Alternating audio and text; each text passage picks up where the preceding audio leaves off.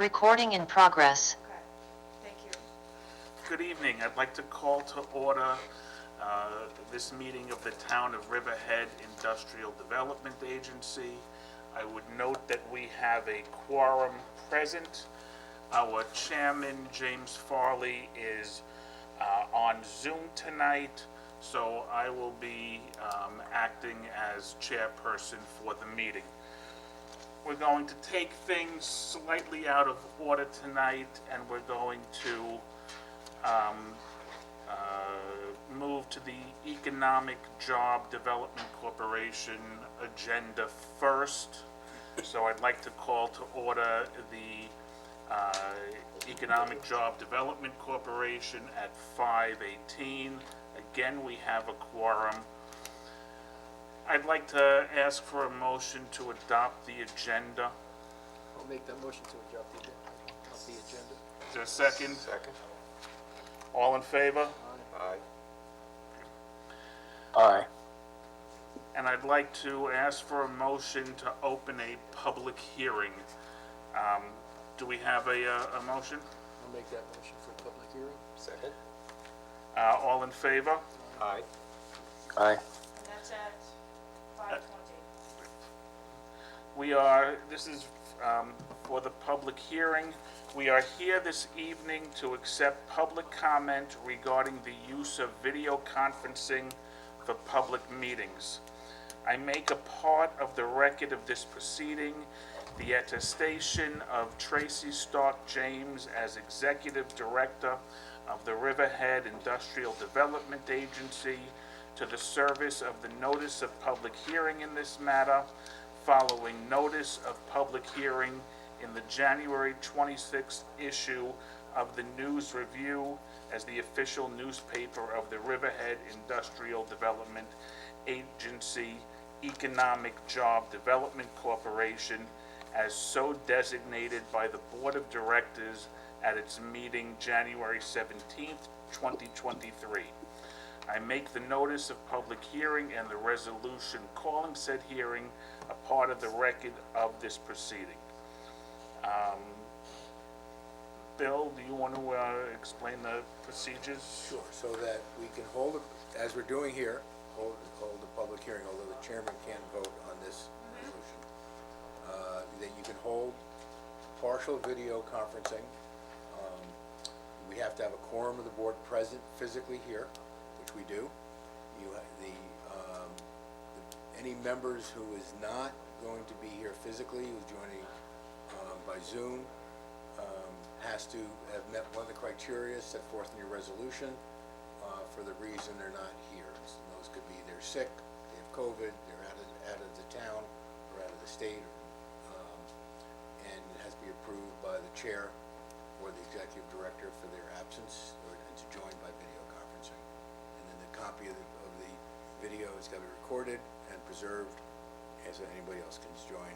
The other requirement is anybody in the public has to be able to see the members who are joining by video, and the public has to, and they have to be able to see the public here in the room, as well as anybody else who's joining by Zoom.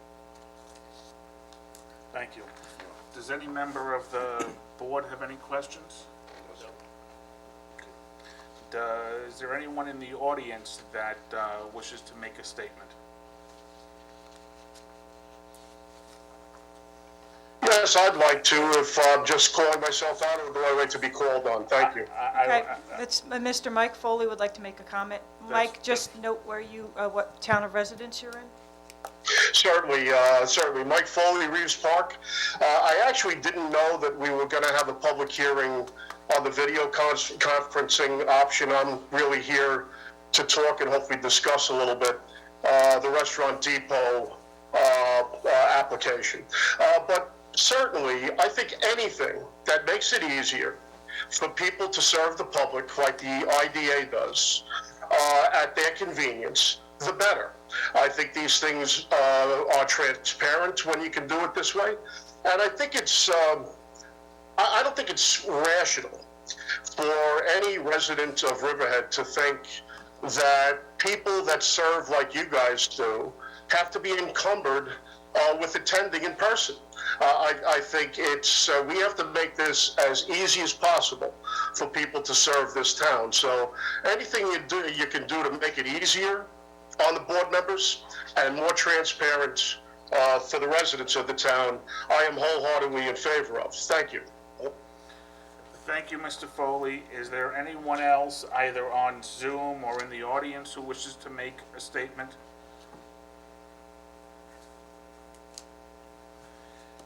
Hearing none, that at this time I will declare the hearing closed at 5:23 p.m.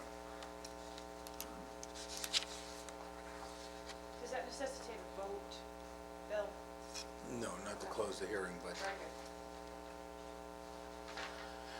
Okay, next on the agenda is the approval of the minutes. Has everyone had an opportunity to review the minutes? This is Resolution 8-23. Okay, I'd ask for a motion to dispense with the reading and to adopt the minutes. I'll move that motion. I'll second. Okay, all in favor? Aye. Next is the treasurer's report.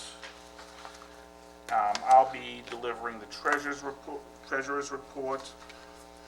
At the conclusion of January, as of January 31st, 2023, the balance in the LDC account was $201.63. There was a bank service charge in the amount of $60, which was debited from the account on January 10th, and the branch manager has been contacted and a refund has been requested. Are there any questions on the treasurer's reports? Okay, then I would ask for a motion to approve the treasurer's report. I'll make that motion to approve resolution 923. Is there all in favor? Aye. We have no committee reports from Audit, Governance, or Finance Committee this month. Is there any old business? No, sir. Is there any new business? Yes, sir. Consideration for the resolution of video conferencing. I would ask for a motion for approval of the consideration of the virtual meetings. I'll make that motion for consideration. I'll second. Okay, all in favor? Aye. Okay, having no more business, I would ask for that the meeting of the Economic Job Development Corporation be adjourned. I'll make that motion to adjourn. Second. All in favor? Aye. 5:26.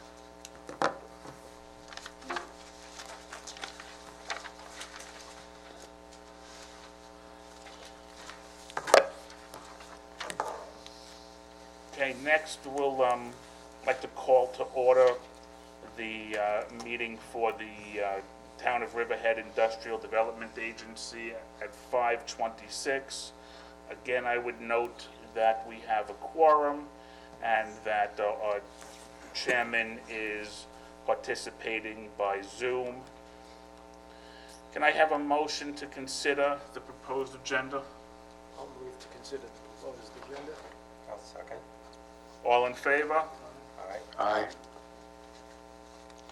Next, I'd like to consideration of the January 17th, 2023 minutes. That's resolution 06-23. Has everybody had an opportunity to review the minutes? Yes. Yes. I'd like to ask for a motion to dispense with the reading and for the approval of the minutes for January 17th, I'll make that 2023. resolution. And I'll second. All in favor? Aye. And Jim, did you just say aye? Okay, thank you. Next, do we have any correspondence? No, sir. And next, we have a presentation by 203 Riverhead LLC. I would ask that the representative please approach the microphone, state their name and town of residence, and just to note for everybody either on Zoom or here physically that there will be no action taken tonight with regard to this presentation. Thank you, Mr. Chairman and members of the board, and Mr. Chairman on the screen. You need to turn the microphone. Sorry. Let's- This isn't on. Good? No, here. I don't think so, no. Good evening. My name is Daniel Baker from the law firm Greenberg Traurig. My address is 900 Stewart Avenue, Garden City, New York, 11530. I am here tonight on behalf of the applicants. How's that better? Yes. Is that better, Chip? Okay. And I'll try to stay close. I'm here tonight on behalf of the applicants related to the property at 213 East Main Street here in Riverhead. I am joined tonight by members of the entities that comprise a group which is the Contract Vendee.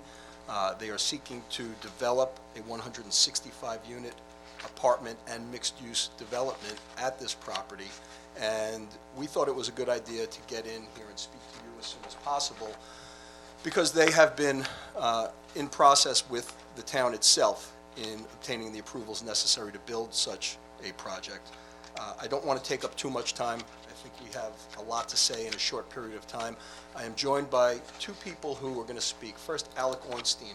Alec is part of the group that has been with this project for some time and will give you a bit of history as to what they have done and where they've come to present. The next speaker will be Sean Sally. Sean is with Heatherwood, which has come into this group as partners to develop the project, and he'll speak more to the vision going forward, as well as the need for the benefits and the benefits that we will be seeking from this board to make this project work, which is an absolute necessity. So without taking up more of your time from my end, I'd ask at this point that Mr. Ornstein address the board. Thank you.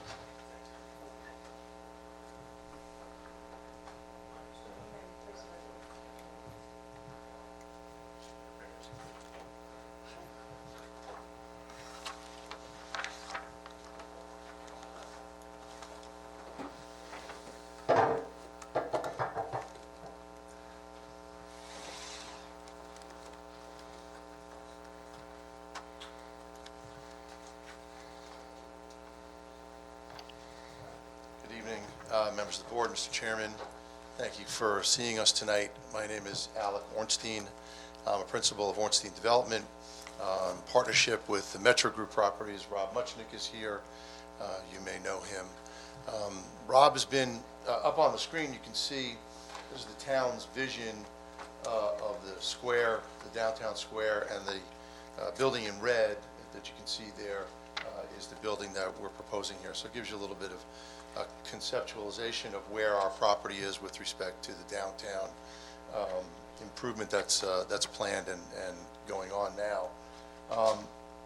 Rob Muchnick has been involved in this project since 2016. In 2019, he and I joined forces together to carry this project forward. We had a lot of headwinds with respect to COVID, et cetera, and just recently we entered into a partnership agreement with Heatherwood Properties, which is a conditional partnership agreement subject to the approvals of both the town and the IDA for the benefits that we're seeking. But we think that the combination of what Robert and I bring to the table, plus the strength of Heatherwood, both their financial strength and their operational strength, would be important to the value of this project. Mr. Sally will talk in detail about Heatherwood and what their capacity is. We wanted to just introduce everybody to the project and let you know that we're here. We've proceeded, filed our DEIS with the town because this is subject to a positive declaration under SECRA. We've also filed our site plan application, and so those things are in process with the town in terms of the approvals for the process. We've had many meetings with Dawn Thomas and members of the town board. We believe we have very good support from them, tailored the project to meet the needs of the pattern book, and also what's important for us as developers. So without further ado, I'll turn it over to Mr. Sally, and we're all here tonight to answer questions if you have any. Thank you.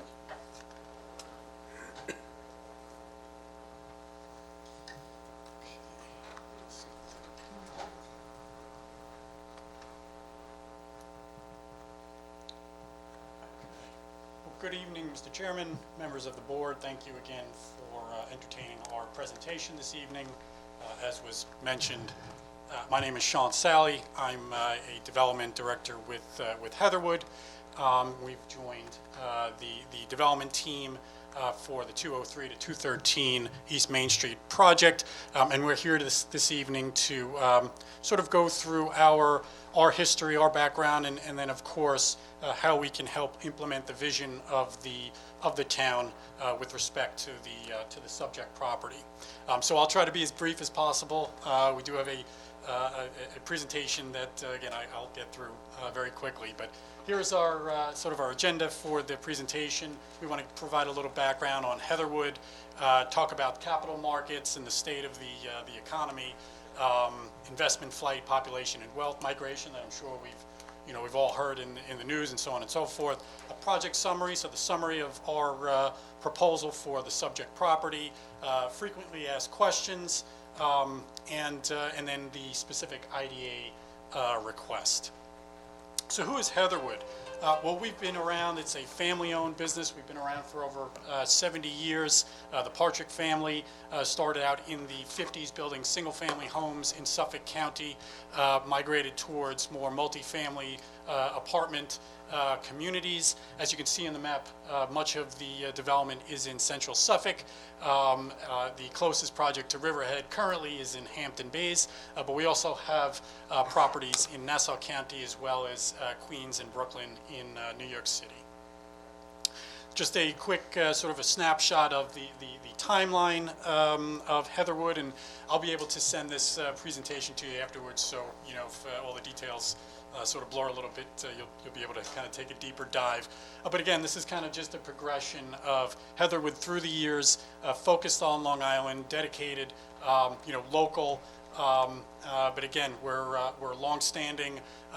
We're an owner-operator as well as a builder. We've never sold a property, so I think that's very special and an important note to project. Again, we'll build, and we're here. We're your neighbors. We're here to see this through for the long run. Just some recent, Heatherwood in the press. This is from the Long Island Business News, an article back in October just of last year, 2022, focused on our most recent repositioning of the Heatherwood Golf Course in East Setauket. But really, again, just to talk about our competitive advantages, executive decision-making based on Long Island, track record of civic participation, and just being active in all of our communities. A history of excellent execution locally, long-term owner-operator, as mentioned, best-in-class development resources. We have a fantastic team in-house, and of course our team on the our external resources are also top-notch. Again, making sure that the town and the local municipality is happy with the results. We think that's a win-win. And again, our targeted focus and financial depth, as Alec mentioned earlier. I'll go through some of these photos quickly, but here's our most current project that's nearing completion, Heritage Spiring Golf Club. This was the former 18-hole executive course, Heatherwood Golf in East Setauket. Route 347 is just in the background, and Stony Brook University just in the background beyond that. But again, this is a 200-unit garden-style development, 9-hole golf course that is completely redesigned, tremendous amenity package, generous clubhouse, pool, activities for residents. What you see in the middle is what will be the 2-acre Great Lawn. This is a 55 and older market rate community. But again, it's a fantastic repositioning of a legacy property with a product that I think all can be very, very proud of. Some exterior photos, again, garden style, 2-story flats. with, updated finishes, luxury finishes, exterior finishes that are, really fitting with each community that we work within. And here are some of the interior finishes in the new clubhouse at Spiring. Again, elegance, but also contextual. This is, part of our great room, and then we have another photo here of our fitness center. And so again, I think we're really trying to project, and the Parchik family is luxury, but lifestyle living, right? We know that sort of, even prior to the pandemic, folks of all ages are looking for lifestyle, convenience. It's more than just, 4 walls and a bedroom. So that's really what we strive to bring forth. This project is under in the approvals process, but this is our Heritage at Westminster, West Hempstead, directly adjacent to the West Hempstead Long Island Railroad station. This is going to be in the range of 400 units. It was a former Shoppers Village, wholesale liquidators, sort of big box, sprawling parking lot, underutilized for many years. The local civics are thrilled with this proposal. The town is as well. The civics are saying, when can we break ground? So we're almost there, but we thought it'd be great to share again some of the pipeline work and some of the imagery that that we're bringing forth. In New York City, Tower 28, 58-story tower in Long Island City, faces the East River and the New York City Manhattan skyline. Again, a different product, but we're just trying to demonstrate our versatility and our wide range of product, and again, fitting in with the local context. Heatherwood's performance. These are based on Google ratings, but we really wanted to project that we're of course, I'm going to say that we're a fantastic company and that we're well received, but here's a third party basically justifying and validating that information. Heatherwood, as you can see here, overall rating 4.6, nearly at the top. Negative sentiment 6%, which is the lowest negative sentiment. And then look at the number of reviews, over 4,000 reviews. The next highest is 1,500. So we're almost 3 times the number of reviews. So folks are willing to make a review. And again, a lot of folks are only going to review if they're not happy with something. So, but in this case, it's the opposite. They're happy to project those accolades. So we're happy about that, and we'll continue to strive to keep that rating high. So really the meat here is sort of where we stand in the economic market and why we're making an application to the Riverhead IDA. And again, a lot of this information, I'm sure you're well aware and well read on, but just to sort of recap, inflation at a 41-year high, interest rates, the 30-year fixed mortgage has more than doubled over the past year. So 2022 is obviously a very tough year projecting out, but from 3% to 6% at the end of December. So those are some really challenging headwinds that Heatherwood and I'm sure a lot of the development community is faced with. To sort of relate that state of affairs to the specific or the project that we're proposing, that 375 basis point increase over the past year adds roughly $6 million of additional finance cost to our project. So again, when you sort of bring this down, the macro down to the site level, it has a very substantial impact. Construction costs, again, we've all seen this as an article from CoStar in September of 2022, rising labor and materials costs. We see materials costs sort of bouncing around, but again, long term, where does that go? Hopefully we'll be successful in gaining all approvals, but we won't, shovel in the ground as quickly as we can do that. But we're still, a year or two off, right? So what does that market look like in a few years? A lot of uncertainty, and so again, a direct impact on our project given the material cost increase. In just under a year, we've added similarly $6 million to the cost of materials between when we started estimating this job in March of 22 to August. And so where do we go from here? Again, a lot of unknown, and if we're not bidding and buying until, say 2024, a lot of uncertainty. So that, we really need to sort of dig down and understand what that means. Investment flight. I think this is not just Long Island, but the entire, much of the Northeast, right? Population going from the Northeast, higher cost of living region down south, right, to Florida, to the Carolinas. We've all seen that. But I think what's particularly striking here, and this is 2022 data, is these cohorts that make up the majority of the the flight, right?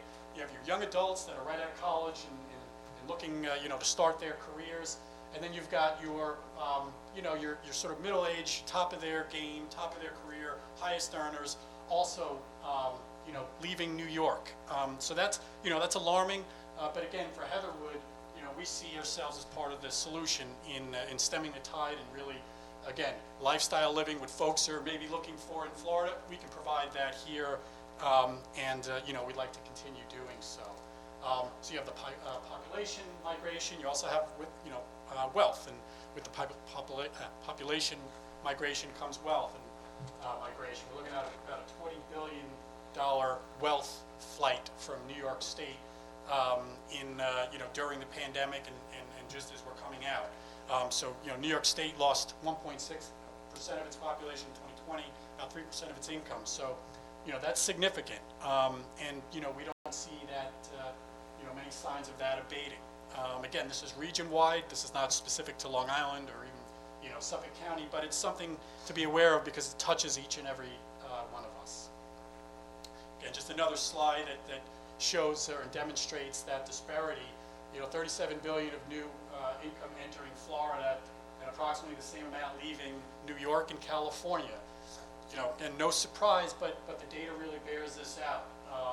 And again, I think there's a lot of good reason to maintain business on Long Island and continue to grow here, homegrown, right? But just it's important to point out the facts.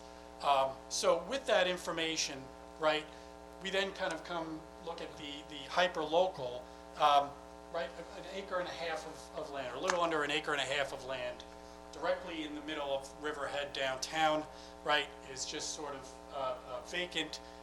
You have East End Arts to the west. You have multifamily to the east.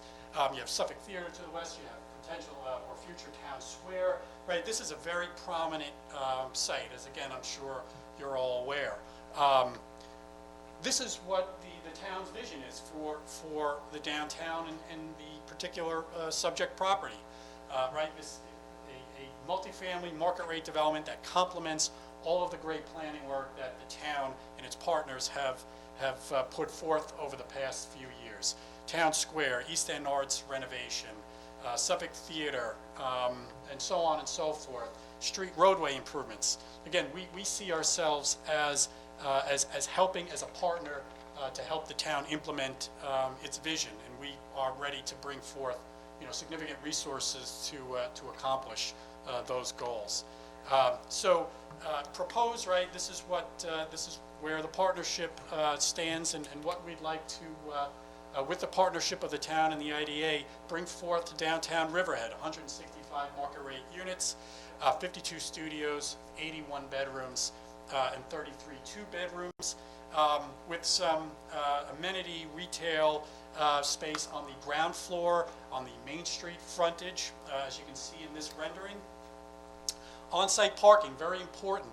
We're proposing 2 levels of on-site parking totaling roughly 155 stalls, right? That's almost a 1-to-1 parking ratio. We think that's important because the residents, while they're close to convenience and downtown, they all need an automobile, and we know how that sort of goes. So to be able to park on-site, alleviate any off-site concerns, we think that's very important. There's a cost to doing a double podium parking deck, but that's part of our plan, and we think it's very important. We think that's a win-win for our prospective residents as well as the town, and all of the great work that's being planned for Town Square. Shuffling the parking deck a little bit, or the parking allocation. Again, we feel that it's important. this is what we can bring, as well as bringing a market rate Class A project to the downtown. So just so frequently asked questions, we wanted to talk about the residential demand. This is a recent article, very recent, January 19th, from Nancy DeZenis from the Roush Foundation. This is a photo of the RXR proposal at the train station. We'd love for it to be our project, but it's Riverhead, so it's great. It's great. It's a Newsday article. But really the point here is if we don't come together and put forth these great projects, we lose out on talent, as that talent can move elsewhere. So, others are sort of seeing this as well. So we just wanted to sort of emphasize that fact. Here's just a snippet of information. Riverhead, labor force is up. That's great. And employment jobs in the town are up 7.7% over the past, between 2010 and 2020. That's also great. Peconic Bay Medical Center, so on and so forth. Jobs are coming to Riverhead. But housing hasn't kept up with the increase in economic activity. So, we think that the demand is there, keeping pace on the housing front. We're here to house this burgeoning or this continued growth in employment in local jobs. This is a market analysis that we cited from 2021 from the Town Square market analysis. It talks about a 2.3% vacancy rate in residential. And their own conclusions, vacancy rate between 5% indicates stability, as well as a lack of units for prospective tenants. We understand this is specific to the Town Square project, but it really speaks volumes to overall the downtown, what the market is and the demand for additional market rate housing. And again, we'd like to help ease that burden. Local school impact studies. So, I'm sure we've all seen many of these studies, but this is real, local, recent, empirical data that, has surveyed projects on Long Island and has come up with reasonable, justifiable ratios for school-age children generation. So we rely on these studies. Our DEIS relies on these studies. But we've taken a very deep dive into school-age children projections. And again, the type of development that we're proposing, lifestyle development, lots of studios, one bedrooms, downtown living. We feel that this will generate a de minimis amount of school children. Again, we don't want to discourage school children, right? It's a suburb, but again, this particular development, we think we have the data to support a very low school-age children generation. Parking, just touched on it again. No requirement, but again, or no minimum requirement for the number of stalls. But we're providing 155. Again, we think this is important not only for us as we are a long-term owner-operator, but also a win-win for the town, as we are not placing any burden on the town planning or town parking district. Excuse me. Our mixed-use strategy. So we want to talk a little bit about the non-residential component of the project, but we do want to make this point that Heatherwood. Granted, we're going through the approvals process. We're still 3 to 4 years away from a non-residential or retail tenancy, right? As we know, a lot of the retail potential tenants, they want to see the space, they want to feel it, they want to understand context. So we're still a few years out, so we need to maintain flexibility on what type of, ultimately, what type of retail or restaurant use or otherwise goes in our first ground floor adjacent to Main Street frontage. But we wanted to provide you some options and a snapshot of what we've been thinking about and what we're doing in some of our other projects.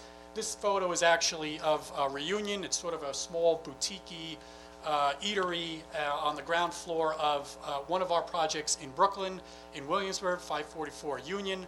So again, we have a great tenant there. We make them, we know how to make them happy. They do a great job, and it's a great complementary use. Also, small format retail. We use Amazon as an example. Amazon Go or Just Walk Out stores. It's sort of a, it's mini convenience You pay with your smartphone as opposed to having someone, as a cashier. But it's gaining traction. We're investigating this for our West Hempstead project. Again, it's sort of up and coming, right? In 3 to 4 years from now, who knows where we'll be? So we'd like to maintain that flexibility, the creativity to really put something forward that, again, will complement and really fit in with downtown Riverhead, and just really be an asset in addition to the residential piece. Co-working and private rentable, offices. Again, we see work from home being, potentially here to stay, right? We know others are considering this. We are considering this in West Hempstead as well, but we want to keep the options open. And there are certain, there are many providers out there, and we want to see where the market shakes out again in the next few years. And just to sort of tie a bow around the retail demand, again, this is from the 2021 Riverhead Town Square. Retail demand will almost be flat in the next 10 years, assuming there's no significant population growth. We think there's going to be, with new residential product in Riverhead, there will be some modest population growth and hopefully some modest demand or additional demand for retail. So again, in a few years, we see where this goes. We are open and waiting and ready for to capture that potential and provide a ground floor retail. Again, this is today. We know this is not going to be like this in a few years. Again, the great planning work and initiatives that are being conducted at the town of Riverhead, we want to be part of that. So in a few years, when things are when we're sort of seeing how things shake out, we'll be there at the ready. IDA timing and our proposal. Here's sort of, in a nutshell, we are requesting a 25-year pilot schedule. We just want to make note that, our next door neighbor, if you will, Riverhead Lofts, did receive a 30-year, so we think we're in line with making a 25-year request. Given all the economic factors, a lot of the uncertainty, again, this is something that we need certainty, and we really see this as a way to make our project work, again, in partnership with the IDA. Just to note that our 25-year pilot schedule would far exceed the aggregate tax revenue from Riverhead Loft schedule. So we think that's an important point. In addition to the 25-year, we just want to put forward a 3-year construction period at current taxes while we construct and stabilize. And so with a 25-year pilot as proposed, we really, we want to point out that aggregate value to the town in terms of tax revenue, tax payments, is approximately $7 million over the duration of the pilot.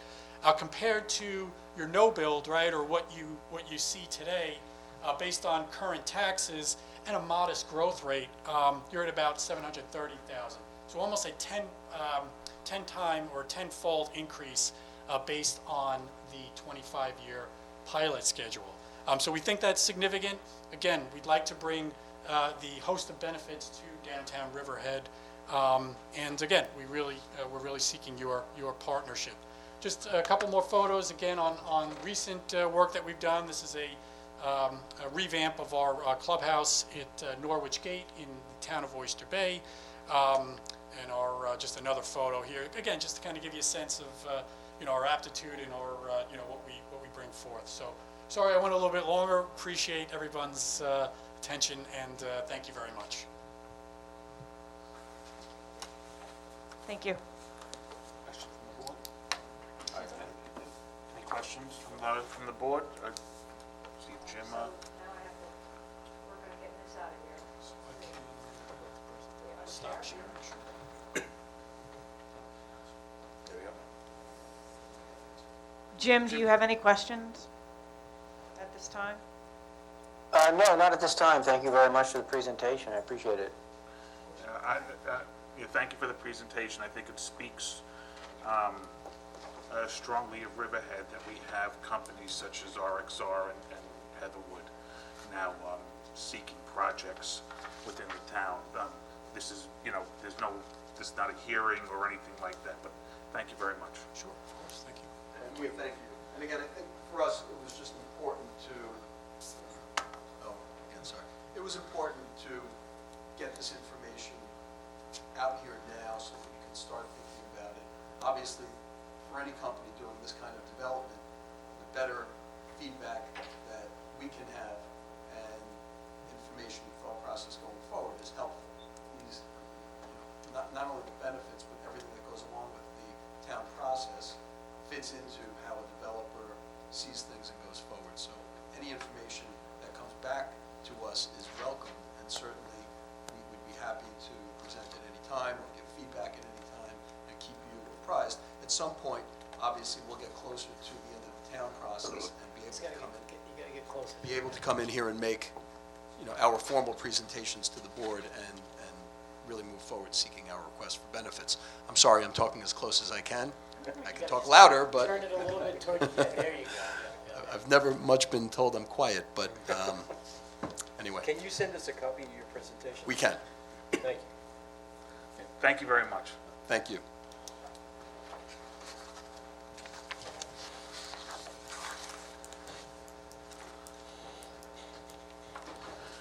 So I'll just log off. Let everyone, I'll just disconnect. I said I'm just gonna let everyone leave who's leaving. Just provide a moment for the next presentation to set up. Yeah. Okay.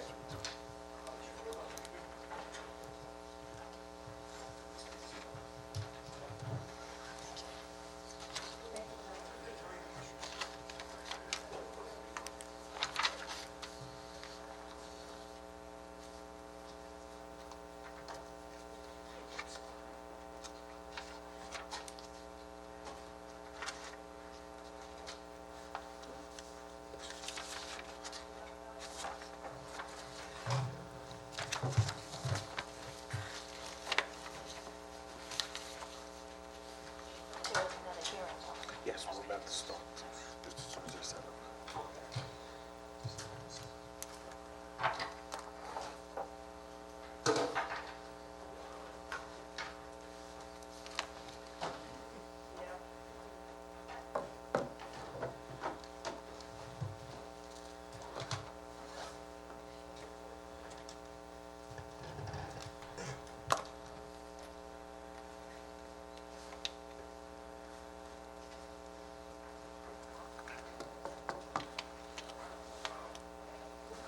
Okay, at this time, I'm going to open a public hearing on RD America LLC, or Restaurant Depot as we know.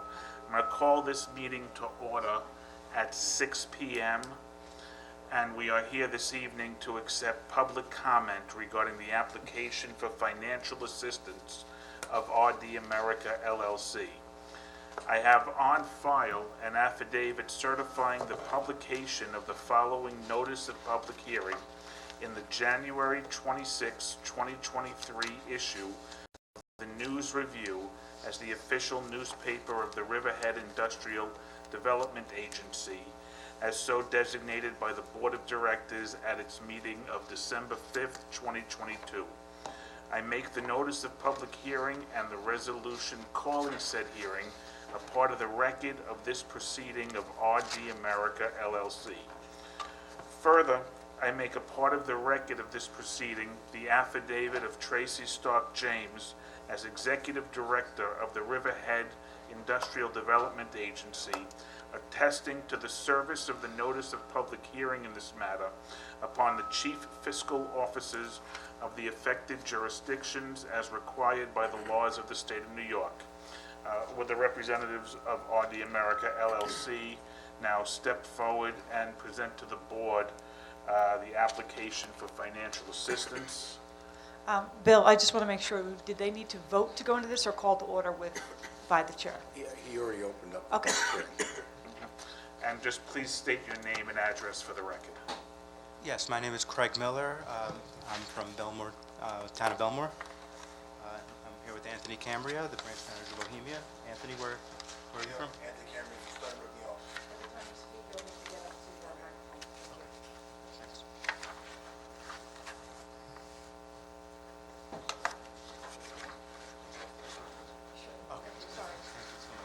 Thanks. Thank you all for having us again. Good evening, everybody.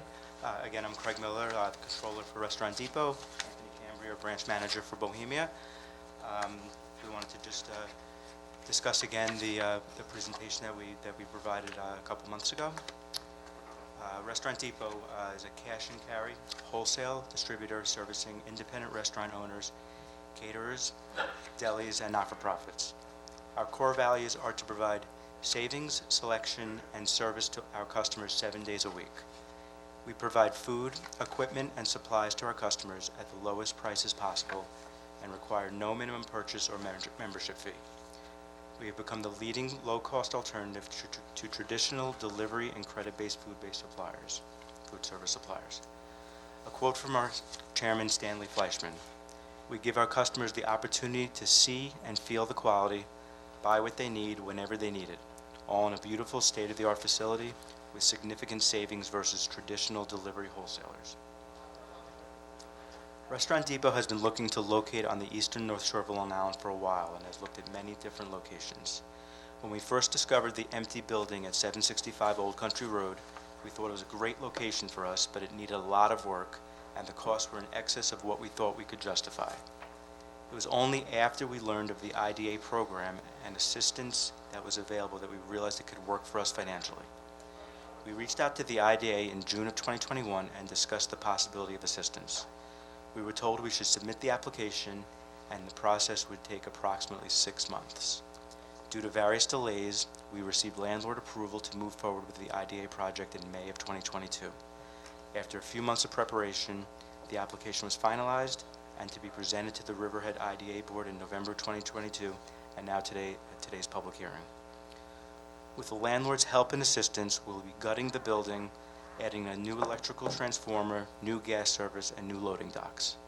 On the interior, we will be replacing existing fluorescent lights with energy-efficient LED lighting, installing refrigeration and freezers, adding new office space, building new bathrooms, and refixturing the entire interior with pallet racking and cash registers at the front, as well as a new computer system.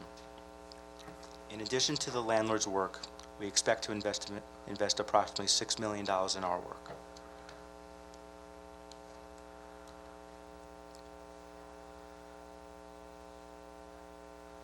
For the past 20 or so years, independent restaurants have been getting squeezed out of the restaurant industry by national chains. As a low-cost provider of food and supplies for the restaurant industry, we have found that when we open in a new area, the small independent restaurants have access to lower prices, more variety, and a buy-as-needed model that allows them to not only survive, but thrive. Over the past few years, these independent restaurants have had a very tough time due to the pandemic, and many of them were closed or out of business for months at a time. They are now trying to regain their footing, and having access to a low-cost alternative to purchase their goods will help build them back up. Jetro Restaurant Depot currently has 148 open and operating warehouses nationwide. We currently operate in 34 states and have 16 trading branches in New York State, 3 located on Long Island, which are Garden City, Farmingdale, and Bohemia. Riverhead will be the 4th on Long Island and the 2nd in Suffolk County. We anticipate opening an additional 4 to 6 locations across the country by the end of 2023. Next is a picture of our current locations map listing. With this type of expansion nationwide, there's a great capital investment that goes into each project. Besides the capital investment for each Restaurant Depot new location, there's a substantial investment to stock the newly opened location. We rely on local, state, and federal incentives to defray this significant investment. Examples of incentives that we have received nationwide for our locations include the following: sales tax exemptions, property tax abatements, employee hiring credits, both local and federal, grants, and corporate income tax credits. Our Bohemia and Farmingdale locations received IDA benefits in 2004 and 2009 respectively, which allowed us to open there. In Bohemia, we received additional IDA benefits in 2015 to expand the facility to service the needs of our growing customer base. We estimate our capital investment for the Riverhead project to be approximately $6 million. Leasehold improvements should total approximately $2.7 million, which include but are not limited to site work, concrete and masonry, metals, architectural woodworking, thermal and moisture protection, doors and windows, finishes, fire sprinkler, plumbing, HVAC, and electrical repairs. Machinery and equipment should total approximately $2.8 million, which include but are not limited to refrigeration equipment, racking equipment, LED energy-efficient lighting fixtures, telephones, forklifts and high-lows, trash compactors, as well as alarm and sprinkler systems. In addition to Restaurant Depot's capital expenditures, our lease calls for the landlord to make significant improvements to the site. Other improvements include but are not limited to a new roof, modifying the sprinkler system, patching and repairing holes to the exterior insulation finishing system, parking repairs and lighting improvements, concrete curb repairs, new bathrooms, and a reimbursement for a new HVAC system. We anticipate generating over $200,000 of sales tax revenue in year one, and that amount will grow annually thereafter. This sales tax revenue goes back into the local community. Taxable retail items included are restaurant use items such as kitchen supplies, equipment, and a variety of paper products and cleaning supplies. The Restaurant Depot in Riverhead will employ 28 newly hired employees upon grand opening.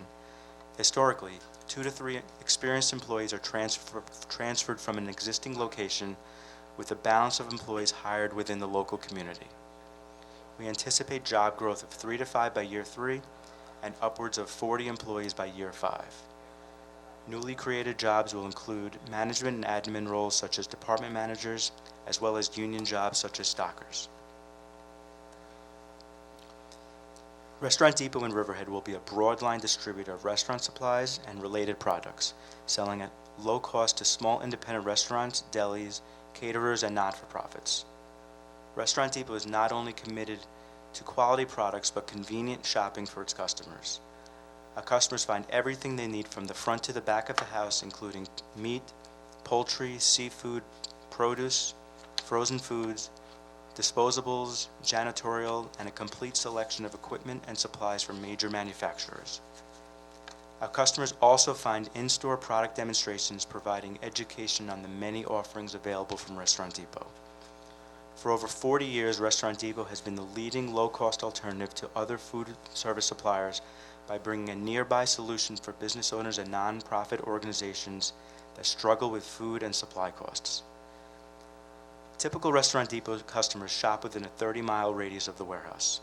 There are over 4,000 independent restaurants, grocers, and food service businesses in all of Suffolk County, with over 2,000 independent restaurants that are located within 30 miles of the Riverhead location. Recent articles have been published on wholesalers struggling with food prices. 75% of restaurants were closed during the pandemic, which was a major hit on their business.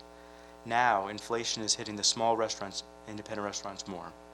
A ribeye that cost $7 is now more than $12 a pound. Potatoes that were 40 cents each are up to $1. Restaurant Depot, now more than ever, is offering the cheaper alternative versus delivery. Restaurant Depot is also a proud member of the Feeding America food donation family. Our branches participate in the program and donate product to local food banks across the country. The local food bank, Restaurant Depot's local food bank for Long Island is Long Island Cares, Inc. There have been many recent press releases for our latest store openings. Our Brewster, New York location opened in May of 2022.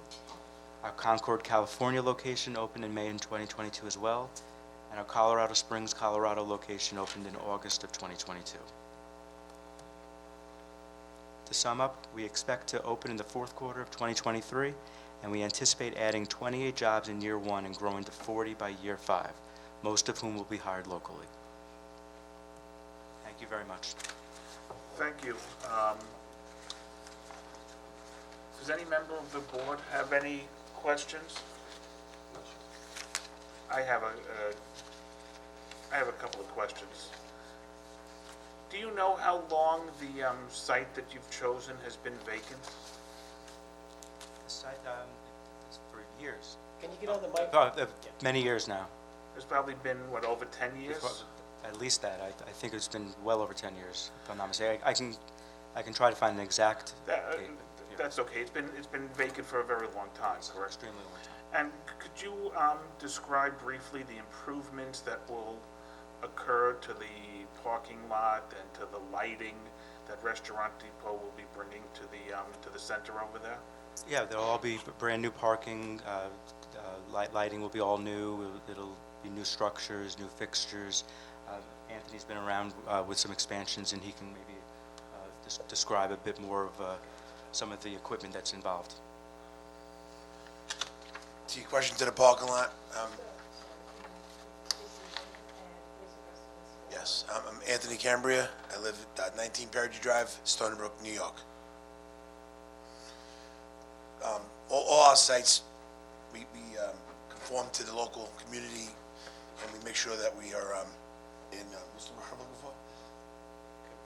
Compliance with the local municipalities, with the parking lot, and they will be totally redone. From new curbs to lights, whatever needs to be done, will be done. And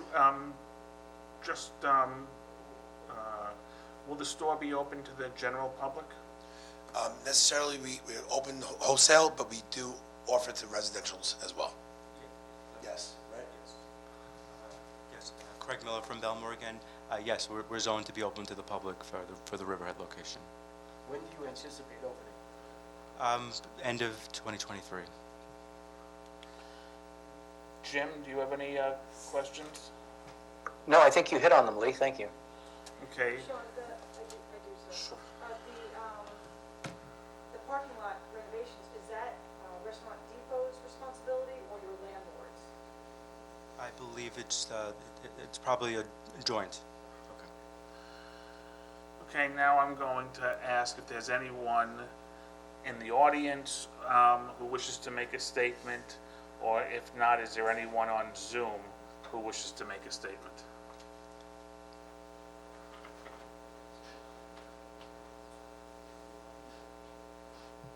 Mike?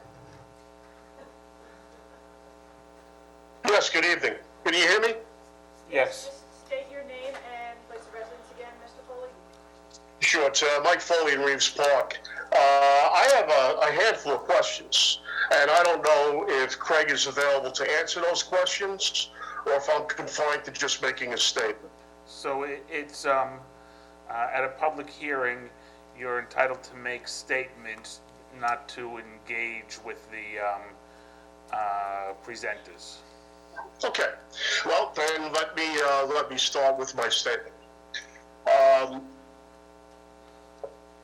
I did a little research on the Restaurant Depot, in that my son has frequented it once in the Bronx, as he is has an interest in a restaurant and does tailgate parties and such, and it's a very impressive operation. And I think certainly Restaurant Depot would be a welcome addition to Riverhead. It would facilitate people east of us cutting down on their trips, going into Bohemia, which I think is the closest one. That's about 20 miles west of us. But I am very concerned about Restaurant Depot asking the Riverhead taxpayers to subsidize their business endeavors. You talk about your $6 million expenses in basically building out a derelict building, and the landlord is going to be spending probably that much to convert the derelict building into a structure that can actually do business. So as far as I'm concerned, the landlord's going to be investing millions of dollars so that they can actually put in somebody that's going to pay rent to them. And as far as I see, Restaurant Depot is a renter. So the quid pro quo for the landlord making all of these construction costs to them is for the landlord to pay a rent that the landlord deems a reasonable enough margin to get a return on the landlord's investment. Restaurant Depot has pricing ability in their stores. Restaurant Depot can take a look at what 100% of the expense of the applicant costs without any subsidies from the Riverhead tax payer would have to pay in order to make this a profitable venture. I believe you can make it a profitable venture without one penny of a resident of Riverhead paying taxes to it. If you deem it impossible, Mr. Miller, to do that, then I suggest you look elsewhere to put your business. We have restaurants that you just talked about the price of a pound of steak. Well, the residents of Riverhead are paying more in taxes right now than the state announces because our costs have gone up as well. I happen to support that, by the way. So I do believe that taxes go up, but they go up more when we don't receive the amount of taxes we should be getting from potential investors in our footprint. You talk about the number of jobs that you will grow in this business. Presently, Costco and BJ's are hiring. They are both hiring. You are a competitor of theirs. So if Costco and BJ's cannot fully employ enough people to come work for them, what makes us think we would gain 1 cent by you giving 28 or 30 jobs in the presently vacant footprint? The taxpayers of Riverhead need to understand that the IDA works for the taxpayers and not for the applicants. The mission statement of the IDA, and I will quote it because it's certainly pertinent here, that the Riverhead IDA seeks to advance the job opportunities, health, general prosperity, and economic welfare of the people of the town of Riverhead and to improve their standard of living. Nothing that you bring to the table right now adds 1 iota of benefit to the taxpayers of Riverhead. The IDA has the authority to issue tax-exempt to taxable IDA bonds, offer real property tax abatements, sales and compensating of the tax exemptions, and mortgage recording tax exemptions in order to help a business start. And the purpose of that, when the IDA was first founded in Riverhead in 1980, was to bring jobs to our town. Right now, we have 2 applications for every 1 job applicant. There is no longer a need to grow jobs here. We have more jobs here right now than we can do, than we can handle right now. And candidly, the Restaurant Depot salaries are not as high as Costco is. So you really bring nothing to the table. What this is now, and I don't know if I'm time limited here, I understand if I am, I'll cut things off. Mr. Foley, you're limited to 5 minutes. I don't want to be disrespectful, so if you could wrap it up in the next minute or 2, we'd appreciate it. Well, thank you, I appreciate that. I don't see a line behind me, but that's okay. The IDA didn't pose 1 question on this. You posed a couple of questions. Well, how much are we going to get eventually? Because it's a vacant lot right now. As far as I'm concerned, the IDA is not serving presently in the interests of the taxpayers of Riverhead. And this is going to have to be dealt with. I am 100% against any tax break for Restaurant Depot, except for one. If they have construction costs, I have no problem with the IDA granting them exempt status during their construction. But as soon as they move in there, not 1 more penny for the Riverhead Depot or the Restaurant Depot to increase their profit margins off the backs of the tax-paying citizens of Riverhead. Thank you. Thank you, Mr. Foley. Are there any other, anyone else who have any comments they wish to make?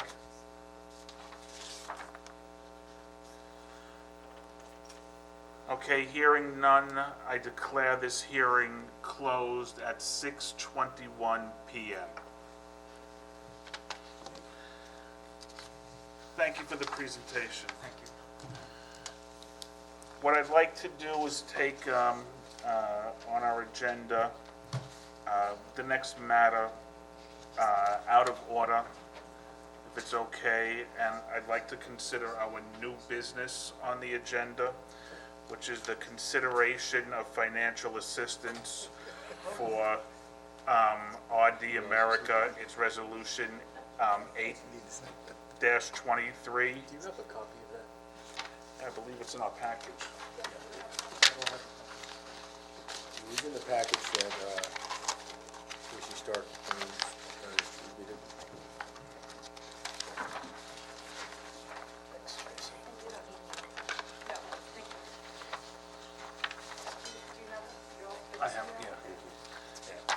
So, what I'd like is a motion to authorize, Resolution 8-23. I will make that motion. I'll second.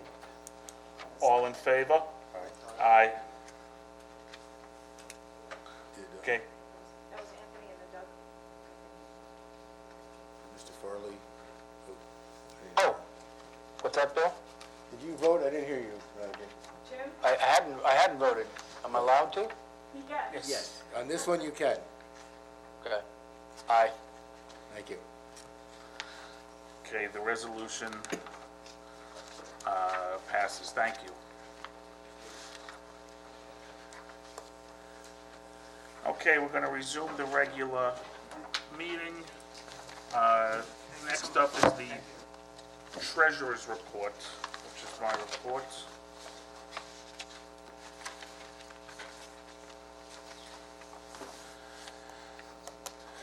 As of January 31st, 2023, we had cash in the checking account of $40,102.42.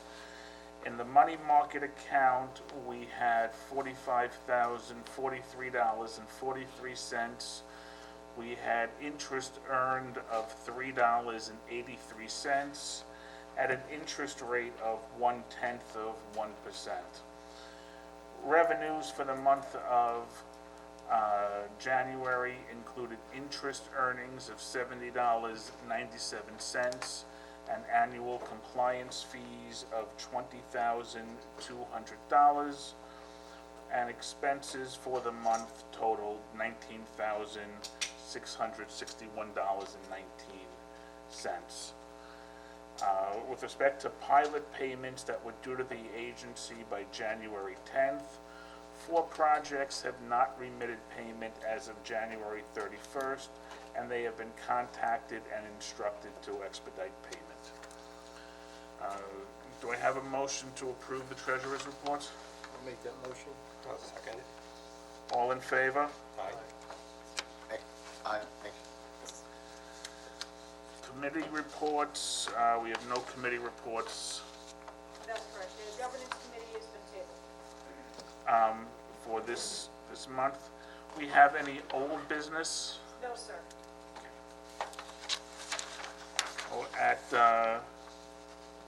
this time, I'd like to make a motion to move to executive session to discuss some legal matters. I'll make that motion. Second? Second. All in favor?